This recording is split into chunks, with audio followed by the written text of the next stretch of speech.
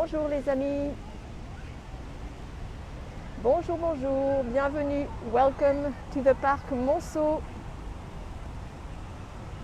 I hope sound is okay for you.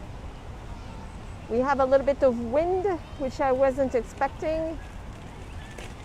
It sure is a full day today. Bienvenue. Thank you for joining me for this visit of le Parc Monceau in Paris. I am doing right now what a lot of people are doing, which is to sit on a bench. Just sitting on a bench and relaxing a little bit. Bonjour to you. It's late afternoon for us here in Paris. We are changing time, setting back the clocks tomorrow, but right now it's 5 p.m. We have 100 people already, so I'm going to get started. If you just joined, my name is Véronique Véraud, and by now I know a lot of you know me already, but just in case, I am a long-time travel blogger and a Paris-based virtual tour guide, as well as a French language instructor. And all week long in social media, on Facebook, on Instagram, and on YouTube, I share my Parisian and my French life with you all.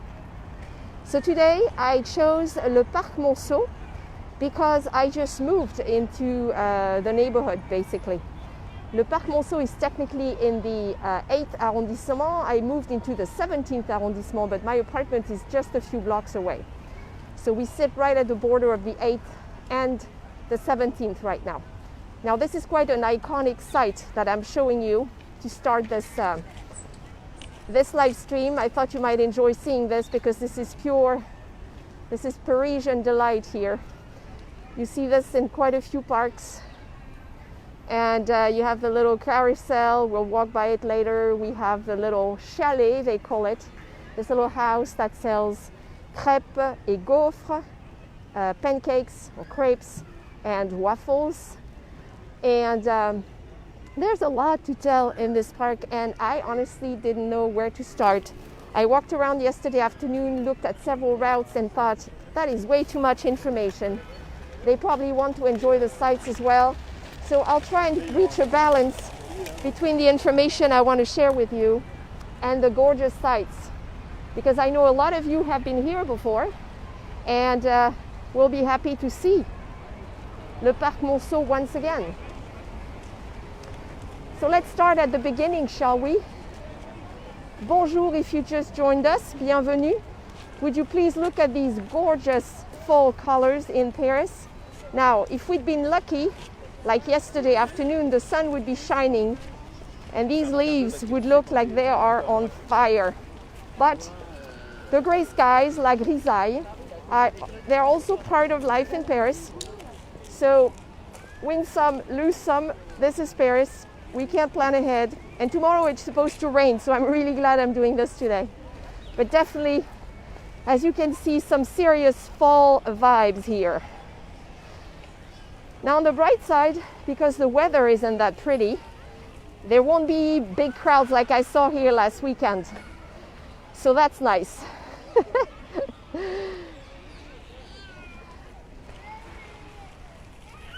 So my goal, as always, is to tell you a few stories about this wonderful place, a little bit of history, a little bit about the people who turned this place into what it is, but mostly let you enjoy the sights and look at Parisian life, because this is what people do here. This is a very popular park in Paris. So originally, Monceau was outside the city of Paris. It was a village, and there were many villages like Monceau around Paris. In the 18th century, which is the century of the French Revolution, a member of the royalty bought this piece of property. At the time, it was twice the size it is now. Monceau is not as small as you would think, but at the time, it was twice the size the park is now. His name was the Duke of Chartres. He had several titles throughout his life, But to make a very long story short, he's a gentleman who is a cousin of Louis XVI, spent a good deal of time plotting against the king, and in fact, during the French Revolution, when the time came to vote about executing the king or not, he voted in favor of executing his cousin and even attended the execution. Nice guy. At any rate, le Duc de Chartres, his name was Louis-Philippe d'Orléans. He's also well known for being the father of the last king who ever ruled France. His name was Louis-Philippe, and you may know that he ruled France between 1830 and 1848, right before another revolution, and then the start of the Third Republic. So this gentleman bought this piece of property and built himself what is known, or what was known at the time as a folly. F-O-L-I-E, folly. A folly doesn't mean you're crazy. A folly was a beautiful little home built in a rural setting. And it was easy to do that here since we were outside Paris and it was all the countryside around here. He had high ambitions for his folly and his place. And he designed, I would call it almost like an amusement park for himself and his friends, where he tried to represent different times of history as well as different cultures. So this was before the French Revolution in the 18th century. The first time that the property was modified was when this building in front of us was erected. This building is known as la Barrière de Chartres, the barrier of Chartres. This rotunda is only one of 4 remaining rotundas in Paris that stood all around the city. There was a wall, one of many walls around the city of Paris. We've talked about some of them on previous walks. This wall was called the Farmers General's Wall. It was built strictly for tax purposes. Louis XVI, like many kings before him, was broke. He needed money. He needed money to support the American Revolution. He needed money to support his lifestyle and his wife's lifestyle in Versailles. And he thought levying taxes on all the merchandise that entered the city would be a great idea. And so the Farmers General Wall was erected, and they built those buildings, which were roughly, they were the offices where you would stop and pay taxes. Needless to say, these measures were vastly unpopular. The people of Paris were starving at the time already. We were just a few years away from the revolution. It didn't help the king's cause. But this was the first time the garden, the property of the Duc de Chartres, was modified. And they had someone who was very, very famous called Ledoux build this beautiful structure, this rotunda. Today, of course, nothing remains. It's a public restroom, but it's also the place where the guard, the person who is in charge of this park, works. His office is right in there. In fact, you can see the entrance over there. After that, the next period when something happened was the 19th century, and we will get back to it in a second. But just a few more words about le Parc Monceau. You may know that Paris has over 500, I believe, green spaces, all kinds of green spaces. Some of them are quite ancient, some of them are newer, but Paris is not a very green city. In fact, if you compare Paris, which is one of the most densely populated cities in Europe, to other European cities like London, Amsterdam, really Paris doesn't have that many green spaces per capita as other cities. So it was very important to create more green spaces, and this is what was done here in the 19th century.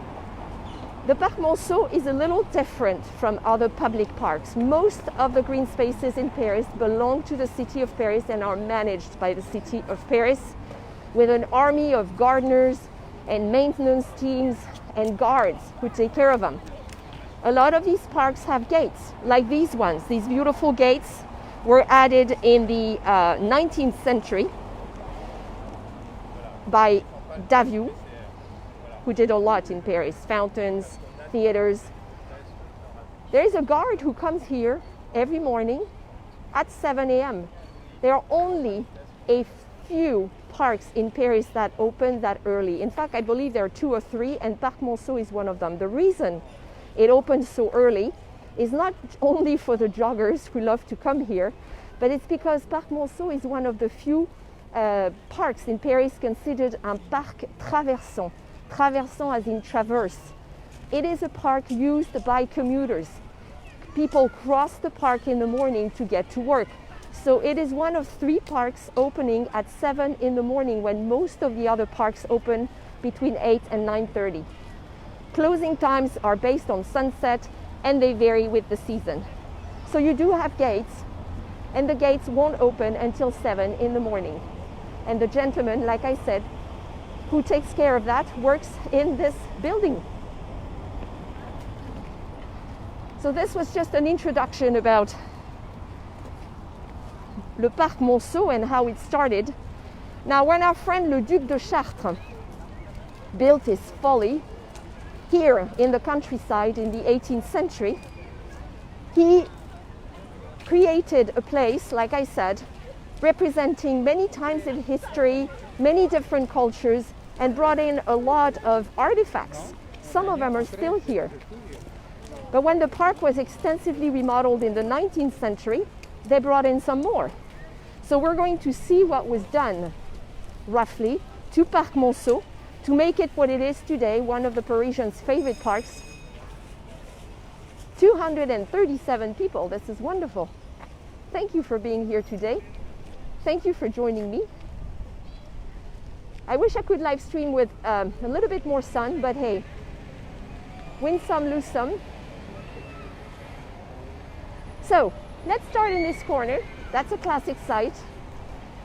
You find this in quite a few Parisian parks, and this really screams 19th century. Like I said, you have your chalet that sells crêpes and gaufres. On a pretty day, there will be long lines on the weekend for the children and for adults as well. Crepes are pretty good. I had a salted caramel one recently that was quite tasty. Though now wearing face masks, it's really hard to do. We have our carousel. We call them manège. Manège. This one is dedicated to the trip around the world. And I think I spot the Nautilus from the Jules Verne's novel. This is quite a lovely little carousel for the local kids. They're having a great time on it. Their parents are just waiting.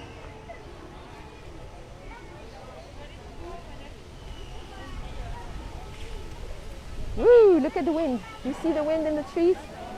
Now this park is a bird sanctuary. It's also very well known for some of its trees. And I am planning to wrap up this tour by the oldest tree in the park, which is quite amazing. And I'll try and show you this. Here we have les balançoires. Balancer, to swing, balançoire. And these are very typical of Parisian parks. You find them at the Luxembourg Gardens, you found them at the Butte Chaumont, and other parks as well. So, the Duc de Chartres died in the years that followed the Revolution, and during the Revolution his land was confiscated. Fast forward a few decades, in the 19th century, during the Second Empire, the city of Paris purchases this whole land, keeps half to do this public garden we all enjoy today, and sells the other half to 2 brothers, the Pereire Brothers, who were real estate developers. I will mention them a little later. So the trend at the time was to build an English-style garden. And so this is what they did. The gentleman in charge of all landscaping in Parisian parks during the Second Empire was Monsieur Alphand, A-L-P-H-A-N-D. He worked with Baron Haussmann. His thing was romantic English-style gardens. That's what the emperor liked as well, Napoleon III. You can see the grotto, you can see the waterfall, you can see the beautiful trees and flowers. You even see palm trees. And you know, during the Second Empire, Empress Eugenia, Napoleon III's wife, was from Spain. And she brought in a lot of palm trees to the cities she loved in France, including the French Riviera, in Nice. You see them in Biarritz as well. Let's try to get a little peek here. They don't want us to get closer. This is good. We can see here. So this is the park that was created in 1860. 1860 is when all the villages around Paris were annexed into Paris. And you know these villages by name because they are neighborhoods now. Montmartre, Belleville, Passy, Auteuil, Monceau. And they all became part of Paris, and that's when they created the arrondissement, the 20 administrative districts we know today.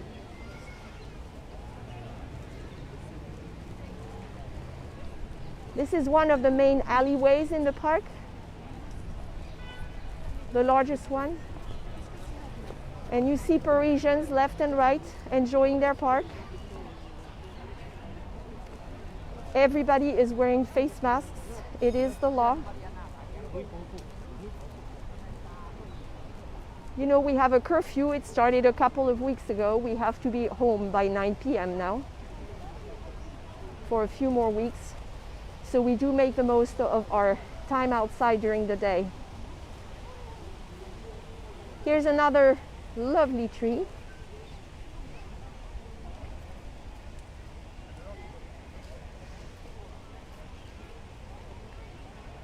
Here's a feature that was added. So this place in the 18th century, when the Duke of Chartres had his Folly here, his property, you had a farm, you had windmills, you had a pyramid, an obelisk, you had, what else did you have? It was like an amusement park, it really was. This little bridge was added later. It was inspired by Italy.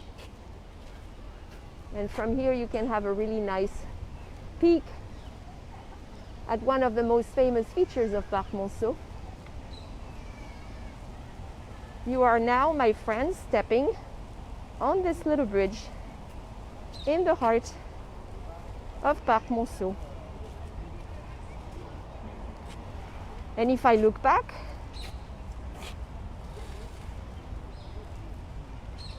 not a bad view either. Oh, the lights have just come on the carousel, I think. Like I said, we're setting back the clocks tomorrow, so it's going to get darker earlier now. And I don't like that.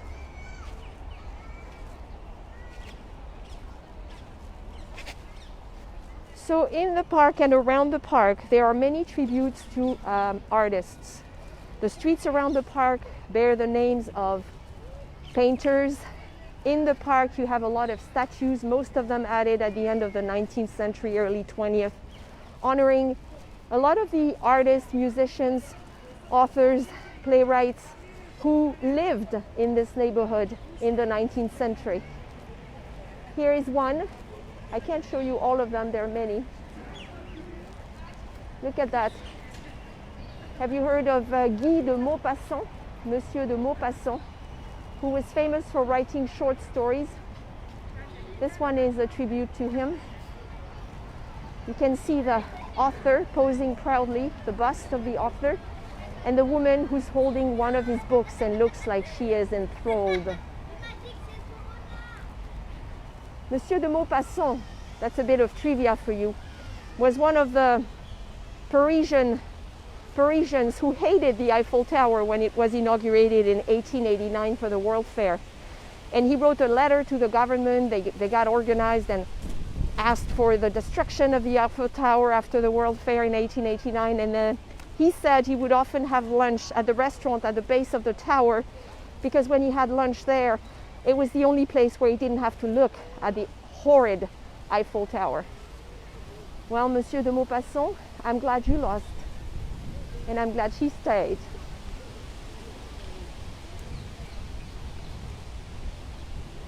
Hear the trees, the wind in the trees?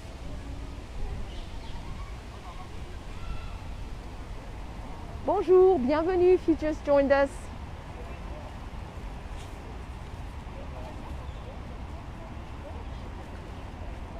Time to say a quick little hello. Voila, messy hair. Woo! Look at that. Okay, that'll do. It's windy, like I said. Thanks for being here, friends. This is Véronique. Véro, if you haven't seen me yet, this is what I look like with a face mask on. I'll try and take it off for a few seconds at the end. I hate talking to you through this thing. All right, here's a very popular place in the park.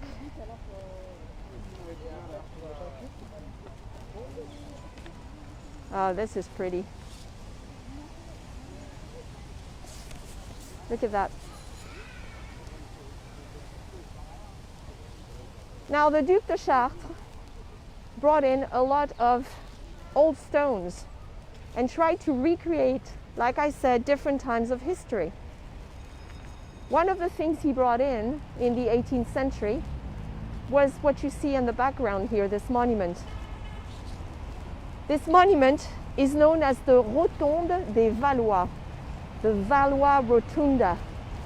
The Valois name may sound familiar to you, V-A-L-O-I-S. It was a dynasty of French kings that ruled in the 16th century before the Bourbons. The Bourbons were the ones who ruled France all the way to the French Revolution. The Valois had several great kings, including Francis I. Another one was Henry II, who had married Catherine de' Medici. You may know that he died fairly young in a joust. It was an accident. And after he died, she spent a lot of time convincing the whole world that theirs had been a great love story. If you know the story, it was only partially true.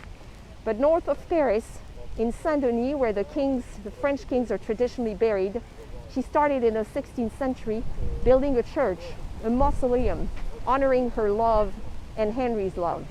It was never completed, and so when the Duke of Chartres started building his Folly here and his park, he brought this in here. In the 19th century, they could have fixed it up, but then they decided they would leave it as it was, because by looking at old illustrations, they realized that the Duke of Chartres had wanted it to look like this, which was a bit run down. He had never meant for it to be perfect. Now, this section is known as une naumachie, N-A-U-M-A-C-H-I-E, une naumachie. The Romans, more than 2,000 years ago, loved staging replicas of their naval battles on expensive pieces of water. And so this is what this was supposed to be. The replica of a naumachie, the way the Romans would have had one more than 2,000 years ago.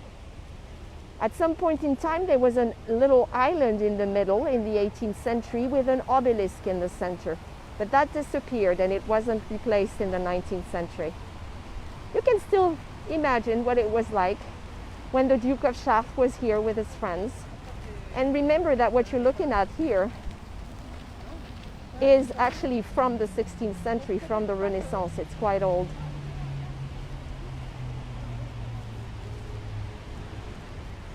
"240 people. Thank you for being here."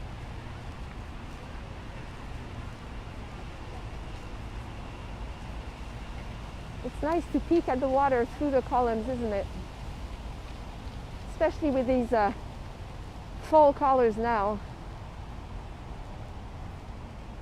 Yes, it is a walk in the park. You're right. A walk in the park with Vero. Now, you know, my friends, I just moved to the 17th arrondissement and I'm actually quite thrilled. I lived in Vincennes, east of Paris, for 18 months since I relocated from Seattle, where I lived for a long time. And I love Vincennes. You know, I shared a lot of my life there, but I'm excited about being in the 17th arrondissement because the 17th is not a touristy part of Paris, yet there are a lot of stories to tell here. And you know me, I like telling the untold stories. I want to stop here. I hope the wind, I'm going to try and protect the microphone a little bit to show you this. This says Allée Michel Berger. It's only been here for a few years. I like to show this because the park is dedicated to a lot of the artists who were famous in the 19th century. This is not the case here. Michel Berger, you may know him, is an extremely popular musician, composer, who died in 1992 in his 40s, but made a mark on French music and still does. He met and married another talented singer named France Gall, who became his wife, and they had a great career together as well as solo careers. So in about 8 years ago, they named this alleyway here after Michel Berger. And look at the pretty flowers. Now, France Gall, sadly, died in 2018, the same month as another famous French star died. His name was Johnny Hallyday. So her death was a little bit overshadowed by Johnny's death, because Johnny was such an icon in France. And so I know there's been talk at the City Hall of Paris to also name another alleyway here after France Gall. They were talking about it a few months ago, and I'm not sure what's happening to it, but I hope they do it. So it's not just about artists from the 19th century and older. It's also about more contemporary artists.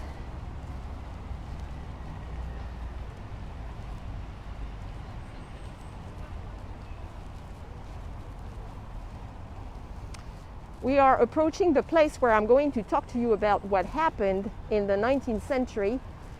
I said they redesigned this park and turned it into a public garden, but there's something else that happened in this area that was really significant. So left and right now you're going to see statues, different characters, like I said, artists.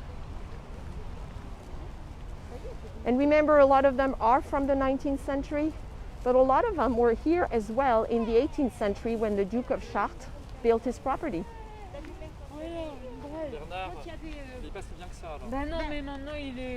I'm glad you're enjoying the walk. Thank you. Thank you. Okay, here's a cool structure here. I don't know if you remember, a few days ago I took you on a live streamed walk in the Latin Quarter. When I showed you the Roman amphitheater of Rumonge, we stopped in a little park first, the Square Langevin, and I showed you ruins of old buildings in Paris. They do that a lot in this city.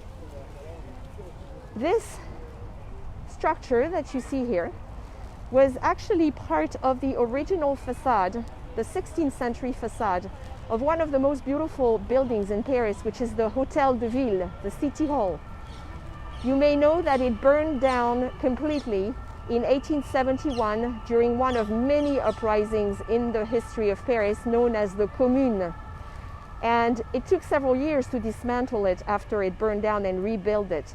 But this was on the facade, and in fact, if you look closely, you can see the traces of the fire. The building burned for 3 days, and only the walls were left standing. So the communards, who were opposing the government, burned quite a few buildings at that point in May of 1871 that were completely destroyed, including the magnificent Palace of the Tuileries that is not there anymore. The Hôtel de Ville was rebuilt, but not the Palace of the Tuileries. So this was brought in from the Hôtel de Ville.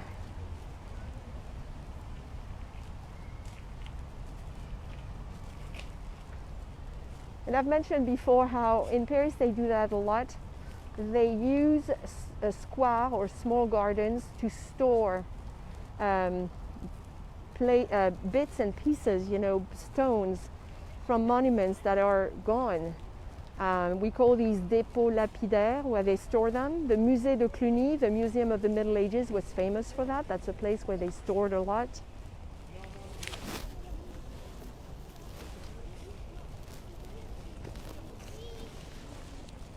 think I'm going to turn left now so we can talk a little bit about what happened in the 19th century. There's a pile of dirt. A lot of work is being done on the gardens right now. Yeah, it is a fine fall day. I mean, it's a little windy, but the temperature is about 60, 61. It's not bad. All right. So let's see. I am going to do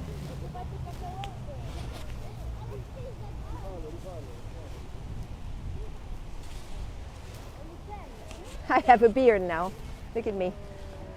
I just want to tell you a little bit more about the story of what happened here in the 19th century. The city of Paris, like I said, bought a large part of the park and turned it into a public garden, but they also sold half of the park, the original park from the 18th century, to two brothers known as the Pereire Brothers. They had come from Bordeaux, and they were entrepreneurs in the purest sense of the word. These men dabbled in banking, the insurance business, created railroad companies, and of course real estate. And not just in Paris, but in other cities in France. In fact, I took you to Arcachon on the Atlantic coast this summer and showed you a neighborhood that they had helped create. So the Pereire brothers bought land from the city of Paris in the mid 1800s, and they subdivided it into plots, and they sold the plots to affluent bourgeois industrialists all around here, not just around the Parc Monceau, but in this area, this neighborhood known as La Plaine Monceau. They created it from scratch. And it was Haussmann's plan all along to have beautiful buildings for beautiful people in this section of Paris. And so now we're going to take a look at examples of some of the buildings that were erected at the time, but with plots bought from the Pereire brothers, and what happened to some of these buildings, okay? So, voila. Put my mask back on so I don't get in trouble. So what happened was they would sell a piece of land, and then the affluent crowd would have a hotel particulier. Hôtel particulier, i.e. private mansion built for themselves. Here is one. Today it is a museum, Cernucci Museum. There are many more. And if you lived in the Plaine Monceau, in that area at the time, la crème de la crème, le fin du fin, was to be on le Parc Monceau, obviously. But there were others in other streets as well. But Cernucci, who was an Italian patriot who eventually moved to France, made a lot of money, traveled the world and fell in love with Asian art, brought back beautiful collections. And when he died, he donated the house and the collections to the city of Paris, and it became the Museum of Asian Arts.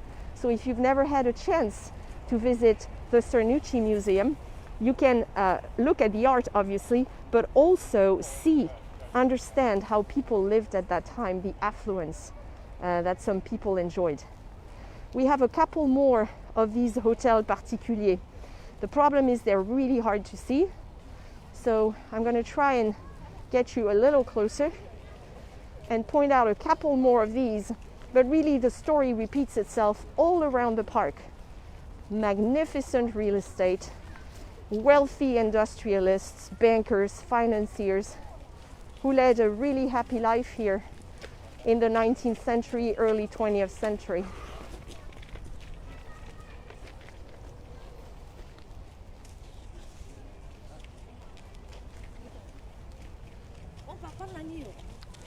In fact, if I come here, we should be able to peek in. Maybe I'll go a little farther up. Here's a statue that's interesting here.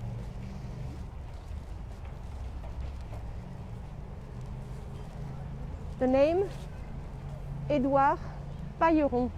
Monsieur Pailleron was an author, mostly a playwright, which helps explain this. And you see he gets his statue here, like many of them do in the park.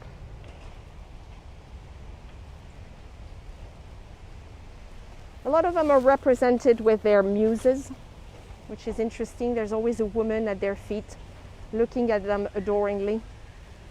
I don't know, shouldn't it be the other way around?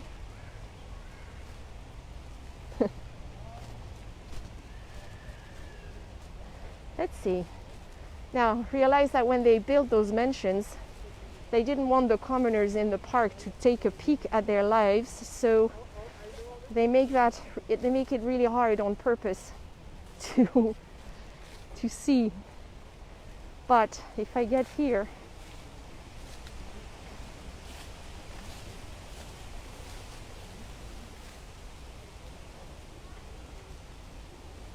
all right, this is the best we're going to be able to do here. You have two buildings next to each other off of Rue Monceau. You have this one over there, which is known today as the Musée Nissim de Camondo, a museum. And then next to it is a magnificent building.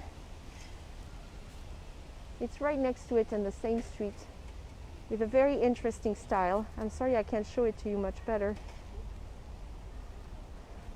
But the story is that in the 19th century, two brothers came from Constantinople, and they were from a wealthy Jewish family.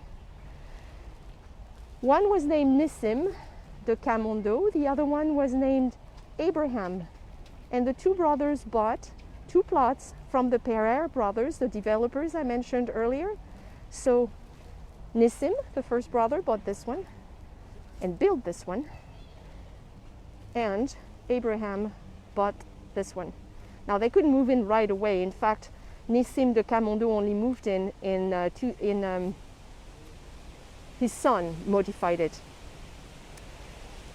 So what happened was the two brothers died the same year at the end of the 19th century, very, very successful bankers. Nissim, who lived in this one over there, had a son named Moses. And Moses was a banker like his father, but he was also an art collector.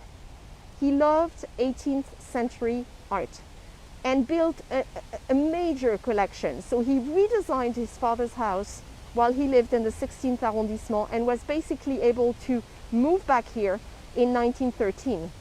His intention all along was to donate everything to his son. He had two children. His son was named Nissim as well. Moses' son was named Nissim, but unfortunately Nissim was a pilot and he was gunned down during World War I, which was a tragedy for his father, who never quite recovered. And so Moses de Camondo led a very solitary life after his son's death. And when he died in the 1930s, he donated his house and art collections from the 18th century to the city of Paris, and it became a museum. I highly encourage you to visit it, because not only will you see amazing collections of art from the 18th century, but the house itself was very, very modern for the time. So it's interesting to see the contrast between the objects inside it and the way it was designed. It even had its own water filtration system, which was incredible at the time when a lot of homes didn't have running water. Now this house, which belonged to the original brother, the other brother, was sold to a powerful family, the Meunier family. They had a chocolate empire, and it stayed in that family until after World War II. And then, it was gutted out. There isn't much left inside of what it was once. Everything was auctioned off. And today it is a bank. I think it's Stanley Morgan who's in there. But if you want to look up the story of the Camondo brothers, they were great examples of the affluence, the wealth that was around the Parc Monceau in the 19th century.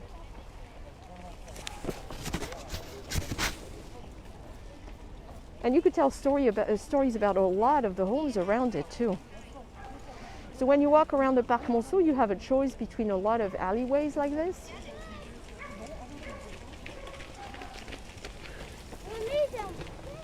The joggers always run in the same direction. I'm curious to see what happens if you don't. Maybe I'll try that.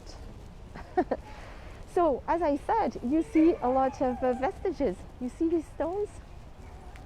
So some of them were still here in the 18th, were already here in the 18th century with the Duc de Chartres. Others were added later. One of the most recent ones is this one. Though it's quite old, it was a gift from Japan to the city of Paris to celebrate the friendship between the city of Tokyo and the city of Paris, and it was donated to the city of Paris in the 1980s. But it's great with the theme, since originally the Duc de Chartres wanted to feature several civilizations and times of history. So it's perfect.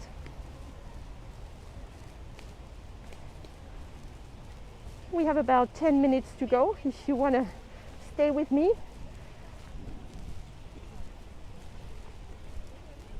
I'm glad it's not raining. Now remember when I said the Duc de Chartres had lots of interesting things in the park, including windmills and Turkish tents and a Turkish village. And Egypt was very big it became big in the 19th century, but it was also big at that time. So he had this pyramid erected. Well, he was also a Freemason, a high-ranking Freemason, so you could see a lot of symbols in this pyramid. And then there were several sarcophagus, or is it sarcophagi, that are empty, but that was all part of the ambiance. It was like traveling around the world, and that's how he wanted it. Usually you'll see kids playing around this thing or climbing it. Pretty quiet today. The door is closed, otherwise we could have tried going in.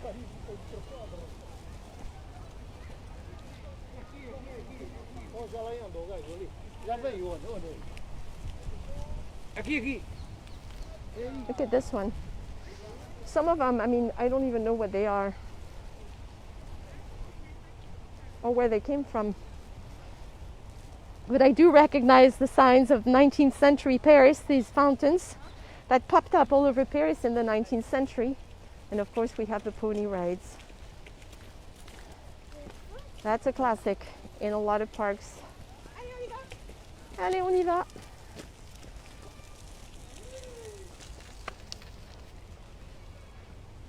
This is pretty. It's actually nicer because not many people are on the grass today. It's peaceful.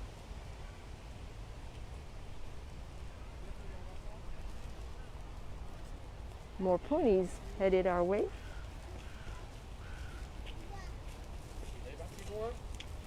Aller aux Seychelles? Non. Allez.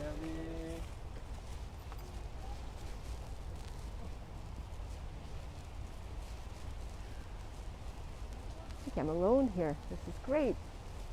And you're with me.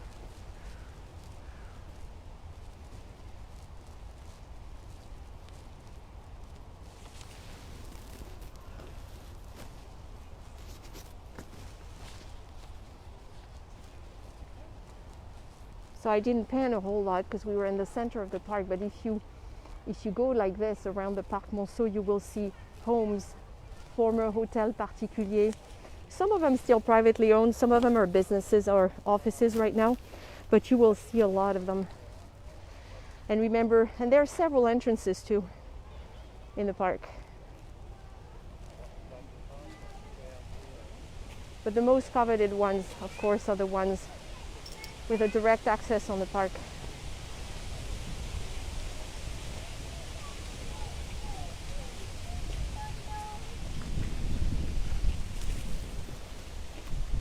Trying to protect the microphone. I hope it's not too loud.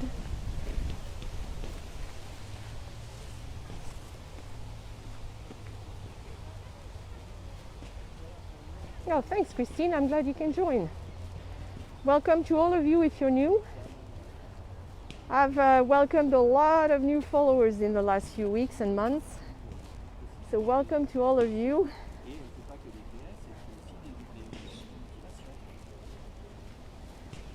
Look at this. I'm glad we're doing this today because the leaves won't last much longer. Thanks, Missy. Thanks for confirming.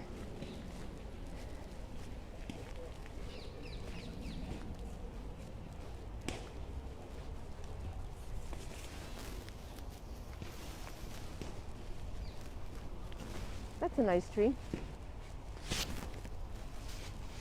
pretty nice.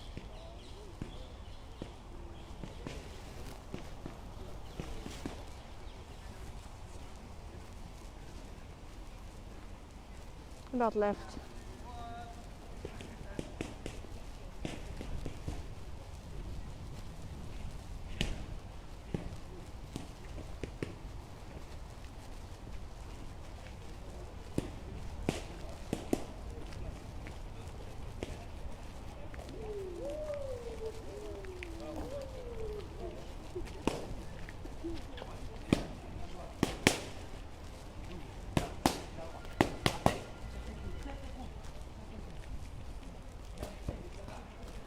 More people running, the brave souls.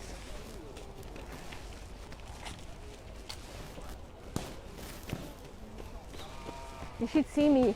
I keep putting on my glasses and taking them off as soon as they fog up, so I keep doing that every few seconds. Good thing I can see. I don't know that they decorate with lights at Christmas. This year might be a little different. I'm waiting to see. My club members have asked me to take them on a tour of the Christmas markets, which I will be happy to do, but I need to figure out what's going to be open or not, and if it's actually going to happen. Here is a good place to sit for a sec, since we're almost finished here. And I am looking at this tree on purpose. So just a quick little hello with my new earring. I hope you like it. I want to say thank you for joining me today at the Parc Monceau. And I also want to thank you all for your support, for being here in social media every day with me on Facebook, on Instagram, on YouTube. A special shout out to the people who have helped me launch a new business this year. My French language students. I teach French online. You can find information about that on my website at frenchgirlinseattle.com. French Girl in Seattle because I used to live in Seattle for a really long time. But I also have a club, a private club. And I believe I have over 320, 330 club members now. And these wonderful people, for a small contribution each month, help me create more content that I can continue sharing for free here in social media. And of course, they get extras. They get a lot of rewards. Tomorrow, I will be meeting them on a Zoom call, and we will have a chat, a fun chat about their favorite travel destinations in France. We have other events scheduled and lined up. I will be sharing with them some beautiful photos I took of Le Parc Monceau earlier when it was sunny. So I encourage you to look me up on patreon.com/FrenchGirlInSeattle. All the information is in the video notes, because it is thanks to club members and my French language students that I can call this my job and a real business, and continue sharing all that information and do those live stream walks. So voila. Thank you for considering it. If you don't like subscriptions, it's cool. Consider tipping the tour guide. There's a virtual tip jar on PayPal, and the information is also there. So thank you in advance for that. And I believe in keeping a promise. I told you that I would show you before we left the oldest tree in the park. And I want to show you this guy, if I can put this mask back on. It is fighting me right now. Oh, got it. All right, where's a good spot to see it? It's protected, as you can see. Maybe I should walk around it. This, my friends, is a platane d'Orient, un platane, a sycamore tree from the Orient. And I want you to realize this tree is about 100 foot tall. And I want you to realize that it was planted in 1814, which means it was planted here before Alphonse and the Second Empire updated this park. It has seen, this tree has actually known the First Empire. Napoleon. It's quite amazing, and apparently they can live for a really, really long time. So I don't think it's about to. I'm going to walk around so you can see it better because I don't like this fence. Ah, we have pétanque going on here. Always pétanque.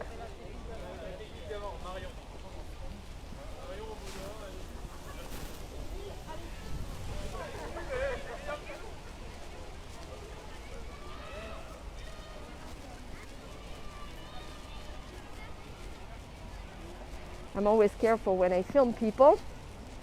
Some people don't like it, and they let you know. All right, where's my tree? How about, I'm not even supposed to be doing what I'm doing right now, so I am going to climb this fence. If le gardien is around, I shall get in trouble. Voila, done. Nobody saw me. Okay. We are on the main alleyway known as La Comtesse de Ségur. It's named after a lady I have so admired when I was younger because she wrote books for kids in the 19th century, including the adventures of a little girl named Sophie who was very mischievous, Sophie's Misfortunes, and they named this alleyway after her. I don't know any French little girl my age who never read Sophie's Misfortunes. Here is our tree, the sycamore from the Orient, 100 foot tall. And look at the base of the tree, massive. There is another tree that they love here. It's on the other side of the park, so I won't take you there now. I'm going to wrap up with this statue of Alfred de Musset and his muse, I believe. And what a great sight to finish this live streamed walk. Pure 19th century goodness. The beautiful trees. I hope you've enjoyed it. I'll try and do a couple of these each month, probably not each week, but a couple of these each month. And feel free to share with friends. The replay will be posted here pretty much instantly, and then I try and upload it on YouTube as well. The quality is not always as good on YouTube. And for those of you who have asked me what's next, I will be working before the end of the year on virtual tours on Zoom, and I'm fogging up, can you tell? Okay, fine, let's do this. Virtual tours on Zoom that I'll be launching after the holidays. I love telling untold stories. You may remember when I did Apéro with Vero, those live streamed events every Saturday where I told stories about France that are not usually told, at least in English. I'm going to develop virtual tours that will be a little bit like this, and I'll be launching them at the beginning of the year. So thank you again for all your support. I hope to welcome many of you in the private club, the Friends with Vero Club, and if not, I will see you around in social media. So one last peek at the park, which is prettier than my face. Voila. Enjoy the rest of your weekend, friends, and thank you for joining me today. À bientôt!